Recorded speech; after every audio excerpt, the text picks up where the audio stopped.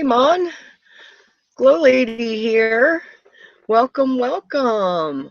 We are still early, and I'm so glad that I was just practicing. I didn't realize that I wasn't on air yet. We're still a little bit early, and I'm hoping that we are going to have some viewers join us for the first of hopefully many. And this is for public access, for PEG, Public Education and Government Television. I'm not as well versed as quite a lot of people. I guess I could always find my notes somewhere and get them out and entertain you until we have more people coming in. But that's not, I wasn't prepared to do a monologue. I was hoping that we were going to have more people. I did have people say that they were going to hang out. So I'm hoping that, yeah, that they do join us. So, like I said, it's just early, and hopefully there will be more people who are interested in public access television and curious about what public access television is all about. You have your mass media, and mass media is pretty well bought and paid for. You are hearing what they want you to know, and it's not always the truth of the matter. And you hear a lot of people talking about conspiracy theories and corruption, and yeah, there's a lot of that does happen. And if we, the people, don't have a platform in which to communicate with our communities, then we lose that unity.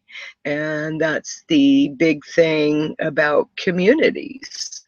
You know, you have to have that communication.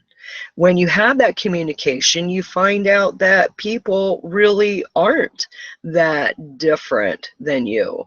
Yes, their skin tone might be different.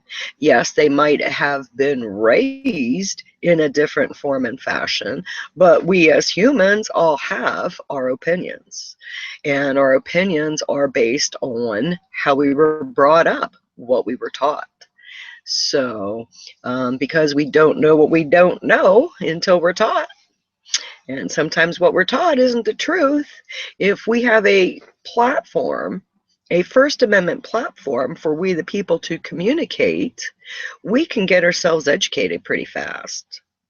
So that's the importance of having a community media center where everyone, it doesn't matter what race, what class, what religion, what sexual orientation, everyone has a platform that we can stand and we can speak and communicate. You know, if we only open up, you know, shoots don't work if they're closed, and it's the same as a mind. You know, if we open up our minds and we listen, we might see that similarity in other people. So the importance of public access is that people have a platform in which to speak, which to communicate, and it's not bought and paid for. You don't have the commercial advertising on public access that you do on public media.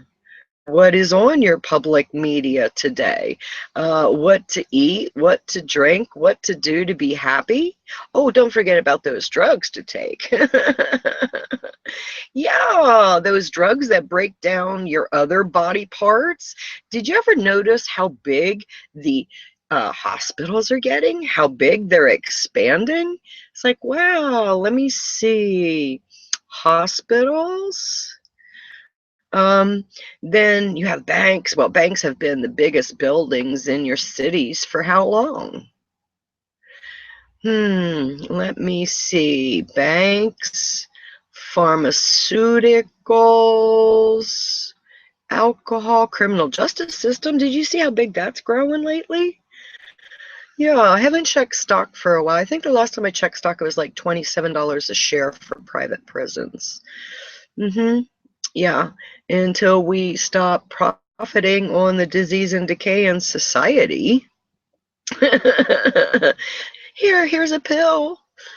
Take this pill, you'll feel better. Yeah, and you have to look at, where we have come in the last 100 years and what direction are we going? Are we going in a direction where we need more hospitals? Are we going in a direction that we need more jails? And when are we going to start looking at what the problem is? Is it our genetically modified food that is causing our bodies to break down in order to need those pharmaceuticals? The people that are going crazy and shoot 'em up, bang, bang. What is that? Are they acting out video games that they practiced in private and now they're acting them out in reality? We have to wonder. We have to wonder where they're seeing it. I mean, sex and violence is what sells, you know? I mean, those are the stories that, sells, that gravitates to people's attention, and it's not always the truth. When you have public access, you have people who have a purpose, people who want to share their information, share their knowledge, and that's what it's all about, sharing the knowledge and finding that common denominator to unity. And you need that unity in your community to have a healthy, happy community. When we separate and divide, when it's the us and them, that's when we lose. That's when we lose. We can't have the us and them. So therefore, we have to invite those to come and join us. And that's that great thing about public access. It doesn't matter who or what you are. And this is my precious Bella Mae. She's the one who has been keeping me company because there are no other viewers on the first hangout for public access television. And that's okay. And that's okay, because when this video is done, I guess I'll hang out for about 15 minutes and talk to myself. And then I'll put it up on YouTube. I guess it goes up automatically. I'm still working on this, so I'm hoping that somebody else out there isn't trying to get in and I'm like, not figuring it out yet. How do I do this? So if there are viewers out there who are trying to join out, sorry, I'll figure out how to do this. And until then, I will keep going. And purpose behind this is to see if we can network and headbang and let's come together and think about this. How can we take public access and take it to the next level? Okay, we had URTV, that was Western North Carolina Community Media Center, and Buncombe County government denied our funding. They violated the contract in order to silence the people. The people were speaking about things that they did not want the rest of the community to know about, namely the corruption that was going on and is going on in local government, which we're seeing some of it play out in the courts today. And then you have those who have their religion, and it is different than the Bible Belt Christian. Yeah. And even though there were some, pretty good Bible thumpers, I mean, some of you might remember Brother Christopher. It was, they really wanted to silence the people who were speaking about the corruption, because there was a conspiracy to hide that corruption in Buncombe County government, in the city of Asheville. We see the turnover of the chief of police. We see the audits of the evidence room of both the city and the county. We see the DA, and we see the $8 million that just got paid out for that DA and his neglect to do his duties according to his oath of office. And when the funding was denied for URTV, the public access station, I kept speaking up, and I was thrown out of county commission meetings. This was our only platform. You know, I used to have an hour and a half, to talk, 3 hours a month, and it was cut down to, 3 minutes, 6 minutes a month to speak to my community about things that were important. So when I kept speaking up, I was pretty much targeted. And then when Occupy Asheville started, and I was one of those who basically Occupy came along, and I was already occupying the city and the county, and that was what Occupy was. It's Occupy joined me. I didn't join Occupy. Occupy joined me, and I am a citizen journalist. And that's why I was targeted and arrested, falsely arrested. 7 months, 5 court appearances to prove I am not guilty. And therefore, that is the reason for the civil rights lawsuit in federal court. And right now it is stayed at docket 55. And yeah, there's merit to it. And no, I do not think that the judge wants to dismiss it, because I have pointed out very clearly that if he should, because the only thing wrong with my court papers is that they are not written as correctly as required. I mean, I'm not an attorney. The way you gave me directions, that goes against my disability and comprehension of understanding how you want it written. So yes, I wrote it long and sometimes rambling. I got the evidence out there that I was talking about, didn't I? I mean, all that evidence is out there for that corruption. So yeah, it's the importance of talking to your community and finding out that there are many people in many classes and many races who were talking about the same corruption of the former DA. So when you're talking about people saying the same thing who do not know each other, who come from different socioeconomic backgrounds and neighborhoods, you have to start wondering where the truth lies.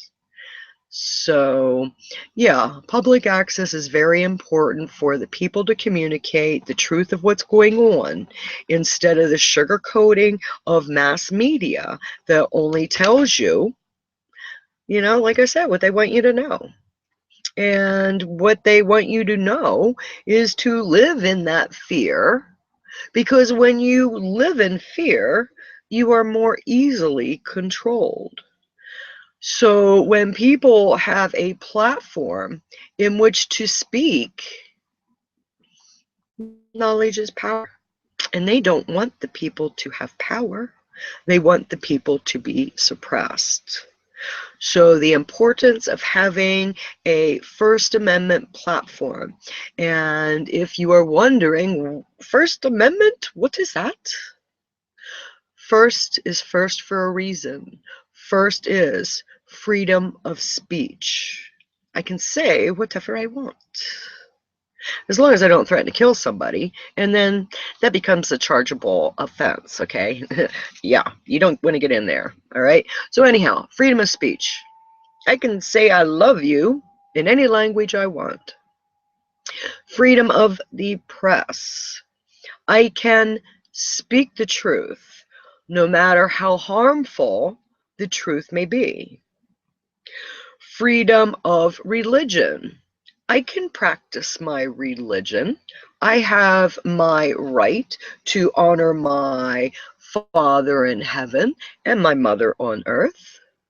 If I want to call my God my good orderly direction, Well, that's as good as you calling Jesus, because Jesus is my brother, and that's just how I see it. So we have freedom to assembly. When we had the Access Center, we had people of all walks, all races, all classes come together in a community media center. And then you have the right to redress your government for grievances. Okay, that is the First Amendment. Okay, holding our government accountable to speak the truth, to print the truth, to hold your God, that good orderly direction, and those that are corrupt accountable. And that is the importance of public access. So they can tell you, and you can tell me, and we can agree to disagree. And that's what's the great thing about it. So it's about 7:15 now, and I've been rambling and talking on, and I'm gonna, get this up on there, or upload it to YouTube, and promote it for the next one, because we want to have a discussion. We would like people who were former producers of URTV, Western North Carolina Community Media Center, to come forward, and let's talk about how we can start something new in Asheville, in Western North Carolina. And for those who live in other parts of the United States, and not just the United States, in other parts of the world, there are no limitations. Just bring an open mind and bring an idea, and come on, let's see, how can we do this? How can we set up a network of the people? Yes, we have YouTube, but we don't know how long YouTube is going to be here, and how long it's going to be free.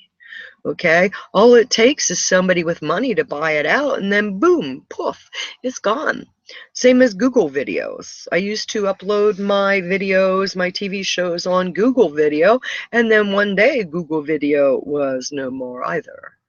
So we the people need a First Amendment platform, a platform that is designated, that yes, we know we always have this platform that we can stand upon, that we can communicate with our communities, and not just our communities, but the world. Okay, because what affects one affects all, and there are many misinformations, malnomers, is that what they call it? We don't know what we don't know until we're taught. And sometimes what we're taught isn't the truth. So if we, the people, have a platform in which to communicate, then we learn the truth. And then we can make intelligent decisions about what to do about that truth. So, well, let's see. It's been about 20 minutes now. So I guess my monologue about public access and the importance of public access and the importance of having a First Amendment platform that we can stand on and communicate, because there's a lot of countries in the world that wish they had the freedoms that we have, or think we have at this point in time. Because if we don't stand up and hold those who are in government political office accountable for the good of all people, then what affects one affects all. And we're all negatively affected. So, do what you can. Do what you can to be that light. Yeah, go for it. Those are always a light in the dark. So anyhow, I guess this is GLoLady signing out the way that I always used to. I love you. Catch you. That would be in January, the first Wednesday at 7 o'clock, January 2016. Let me see, what would that be? The first Wednesday, that would be 1, 2, 3, 4, 5, 6. 6th. January 6th, 2016. I will see you at 7, not 6. So I will see you at 7 on the 6th. Love you.